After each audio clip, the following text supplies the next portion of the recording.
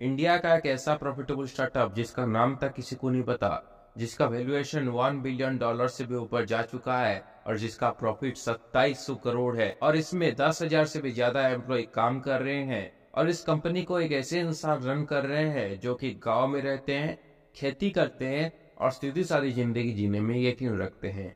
आखिर कौन है ये जो कि अपनी कंपनी को प्रॉफिटेबल बनाते आ रहे हैं? चलिए जानते हैं आज की इस वीडियो में इंडिया के एक ब्रिलियंट एंटरप्रेन्योर के बारे में।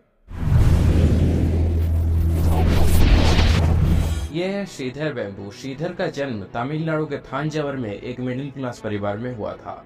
श्रीधर बचपन से ही बहुत इंटेलिजेंट थे और इनका पढ़ाई में बहुत मन लगता था और इसी पढ़ाई के चलते इन्होंने जेईई मेंस एग्जाम दिया और ऑल इंडिया 27th रैंक हासिल की और पहुंच गए आईआईटी मद्रास। आईआईटी मद्रास में इन्होंने इलेक्ट्रिकल इंजीनियरिंग में ग्रेजुएशन करने की सोची, लेकिन आईआईटी मद्रास के सिलेबस में इन्हें कुछ नया सीखने के लिए नहीं मिल रहा था। ये बचपन से ही बहुत क्रिएटिव थे और हमेशा कुछ नया सीखना चाहते थे, लेकिन इसके बावजूद उन्होंने आईआईटी मद्रास से अपनी ग्रेजुएशन कंप्लीट की और अपने परिवार के पहले ग्रेजुएट मेंबर बन गए। श्रीधर अपनी पढ़ाई को जारी रखना चाहते थे और इसलिए इन्होंने प्रिंसटन यूनिवर्सिटी न्यू जर्सी से अपनी पीएचडी भी कंप्लीट कर ली। पीएचडी कंप्लीट करने के बाद क्वालकॉम ने इनको एक जॉब ऑफर किया।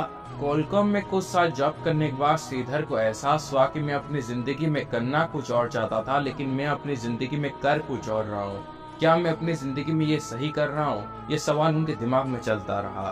तभी उन्होंने सोचा कि इस जॉब को छोड़ते हैं और कुछ अलग करने की कोशिश करते हैं। 1996 में अपने भाई के साथ मिलकर श्रीधर ने चेन्नई में एक कंपनी की शुरुआत की जिसका नाम रखा एडवेंटनेट, जो कि सॉफ्टवेयर बेस्ड कंपनी थी। श्रीधर ने सॉफ्टवेयर कंपनी की शुरुआत इसलिए की थी कि सॉफ्टवेयर के बारे में उनको अच्छा खासा नॉलेज था। श्रीधर और उनके भाई ने कंपनी की शुरुआत कर ली थी, लेकिन ना ही उनके पास उतनी मैन पावर थी, ना ही उनको बिजनेस के बारे में अच्छा खासा नॉलेज था, ना ही उनको फाइनेंस आता था, ना ही उनको सेल्स आता था, ना ही उनको मार्केटिंग आती थी। लेकिन इसके बावजूद श्रीधर बोलते थे कि धीरे धीरे सब कुछ सीखेंगे और धीरे धीरे अपनी कंपनी को आगे बढ़ाते ले जाएंगे। श्रीधर के लिए बहुत बड़ा सवाल ये था कि मेरे क्लाइंट कौन होंगे, मैं सॉफ्टवेयर बनाऊंगा किसके लिए। ये उनके लिए बहुत बड़ा सवाल था कंपनी के शुरुआती दिनों में। तभी श्रीधर ने देखा कि जो बड़ी बड़ी कंपनियां हैं जैसे कि HP, डेल, ये अपनी सॉफ्टवेयर बहुत ही महंगे प्राइस में सिर्फ अमीर लोगों को सेल कर रहे हैं, क्योंकि ये सॉफ्टवेयर इतने महंगे होते हैं कि सिर्फ अमीर लोग ही इसको खरीद सकते हैं। लेकिन इनके कॉम्पिटिटर जो हैं वो इसी तरह के सॉफ्टवेयर को बनाना तो चाहते हैं, लेकिन ना उनके पास उतनी मैन पावर है, ना ही उनके पास उतनी फंडिंग है, ना ही उनके पास उतनी मार्केट कैप्चर है। तो श्रीधर ने सोचा कि मैं इनको अप्रोच करता हूँ। उनको जाकर कहा कि मैं इसी तरह के सॉफ्टवेयर को बहुत ही कम प्राइस में बना सकता हूँ और ये सॉफ्टवेयर इतने सस्ते होंगे कि एक आम इंसान भी इसको खरीद सकता है। तो कंपनियां मान गई और इनका बिजनेस चल पड़ा। सिर्फ 2 सालों में इन्होंने 1 बिलियन के आंकड़े को क्रॉस कर लिया और अपने रेवेन्यू को 1 मिलियन तक पहुंचा लिया था सिर्फ 2 सालों में, यानी कि करीबन 8 करोड़ रुपए। 1998 आते आते श्रीधर के पास 8 करोड़ रुपए आ चुके थे और इनके पास एक अच्छी सी टीम और एक अच्छा सा ऑफिस भी आ चुका था। लेकिन जैसे ही इनकी कंपनी की वैल्यूएशन $2 मिलियन तक पहुंची, तो इनके पास एक ऑफर आया कि $25 मिलियन में आप अपनी कंपनी को बेचना चाहते हैं क्या? तब श्रीधर ने अपनी टीम के साथ डिस्कस किया और इस डील को कैंसिल कर दिया। लेकिन श्रीधर को ये मालूम नहीं था कि उनको एक अभी बहुत बड़ा चैलेंज पार करना बाकी था। सन 2000 में .com बस्ट हो गया था और .com बस्ट होने की वजह से बड़ी बड़ी कंपनियों के शेयर नीचे आ गए, जैसे कि इंटेल, ओरेकल। श्रीधर के 80% क्लाइंट उनका रातों रात दिवाला निकल गया। श्रीधर ने तब सोचा कि मेरे 80% क्लाइंट का रातों रात दिवाला निकल चुका है, तो अब मेरा क्या होगा। इन कंपनी के एम्प्लॉइयों को लगा कि अभी कंपनी चल ही नहीं पाएगी, अभी कंपनी खत्म हो जाएगी। तभी श्रीधर ने कहा, तुम लोग फिक्र मत करो, मेरे पास अभी थोड़ा कैश बाकी है जिससे मैं कंपनी को 1 साल तक रन कर सकता हूँ। इससे कंपनी के एम्प्लॉइयों को श्रीधर के ऊपर यकीन आ गया। तभी श्रीधर ने अपनी टीम को कहा कि हमारे पास अभी काम नहीं है, हमारे पास कोई डील नहीं है, तो तुम लोग एक काम करो, एक ऐसा सॉफ्टवेयर बनाने की कोशिश करो जो कि लोगों के प्रॉब्लम को सॉल्व करता हो।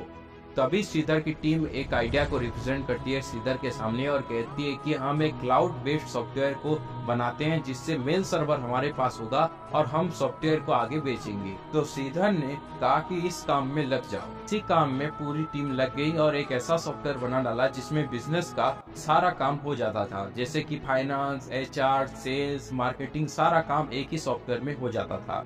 श्रीधर की कंपनी जो थी एडवेंट नेट, वो फॉरेन में लिस्टेड थी और श्रीधर की एक इच्छा थी कि मेरी एक कंपनी इंडिया में भी लिस्टेड रहे। तो श्रीधर ने कहा कि मैं इस कंपनी को इंडिया में लिस्टेड करूंगा और इंडिया में इसी की शुरुआत करूंगा और इसका नाम रखूंगा जोहो कॉर्पोरेशन। इस आइडिया से शुरुआत हुई जोहो की। श्रीधर ने देखा कि इंडिया में छोटे छोटे व्यापारी बहुत हैं, तो उनके पास गया और उनको अप्रोच किया कि आप मेरे सॉफ्टवेयर पहले यूज करो, आपको अच्छा लगता है तो ये इसको आगे यूज करना, वरना मत करना। तो छोटे व्यापारियों ने कहा कि ठीक है, यूज करने में क्या जाता है, थोड़ा यूज करते हैं। इंडिया के छोटे छोटे बिजनेसमैन को ये सॉफ्टवेयर इतना अच्छा लगा कि वो आगे इसको प्रमोट भी करने लगे। इससे श्रीधर को मार्केटिंग की भी जरूरत नहीं पड़ी, उनके क्लाइंट उनके लिए खुद मार्केटिंग करते थे। श्रीधर ने इसको देखा और अपनी कंपनी में रेफर एंड अर्न सिस्टम भी ऐड कर दिया। इससे आप अगर एक क्लाइंट लाते हो तो आपको कमीशन भी मिलेगा। इधर के सॉफ्टवेयर बहुत ही सस्ते थे, तो हर एक व्यापारी इसको खरीद सकता था और व्यापारियों को एक ही जगह पर सारा चीज मिल जा रहा था। तो उनके लिए एक बहुत बड़ी प्रॉब्लम सॉल्व हो चुकी थी। जहां बड़ी बड़ी कंपनियां अपनी कंपनी के ऑफिस बड़े बड़े शहरों में खोल रही हैं, वहीं जोहो छोटे छोटे गांव में अपनी ऑफिस क्यों खोल रहा है। श्रीधर ये चाहते थे कि जो गांव के जो युवा हैं वो अपने घर में रहकर काम करे, क्योंकि वो जब शहरों में आते हैं तो अपने घर से वो बिछड़ जाते हैं। और इसलिए श्रीधर ने गांव में अपने ऑफिस खोले ताकि हर एक गांव का युवा अपने घर में रहकर काम कर सके। कोविड के टाइम जब पूरी दुनिया में कहर मचा हुआ था, बड़ी बड़ी कंपनी अपने एम्प्लॉय को बाहर कर रही थी, जोहो एक लौती ऐसी कंपनी थी जो एक भी एम्प्लॉय को कंपनी से बाहर नहीं की थी। उल्टा उन लोगों को अच्छे से अच्छी सुविधा प्रोवाइड की जा रही थी कंपनी में, जैसे कि मेडिकल चेकअप, मेडिसिन और भी ऐसी बहुत सारी सुविधाएं जोहो प्रोवाइड कर रही थी अपने एम्प्लॉयों के लिए। श्रीधर का ये मानना है कि जब हम अपने एम्प्लॉयों के बारे में सोचेंगे तभी वो हमारे लिए अपना 100% दे पाएंगे और हमारे कंपनी में अच्छे से काम कर पाएंगे। और इसी सोच के कारण श्रीधर दूसरों के मुकाबले पूरी तरह से अलग हैं।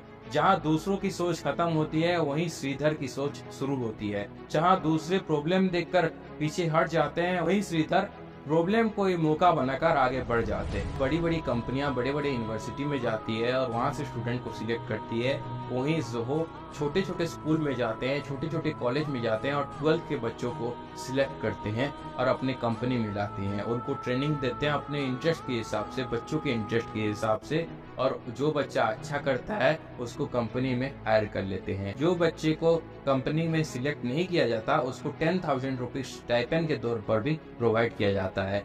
इससे 12th के बच्चों को एक नई अपॉर्चुनिटी भी मिल जाती है अपने फ्यूचर को बनाने के लिए।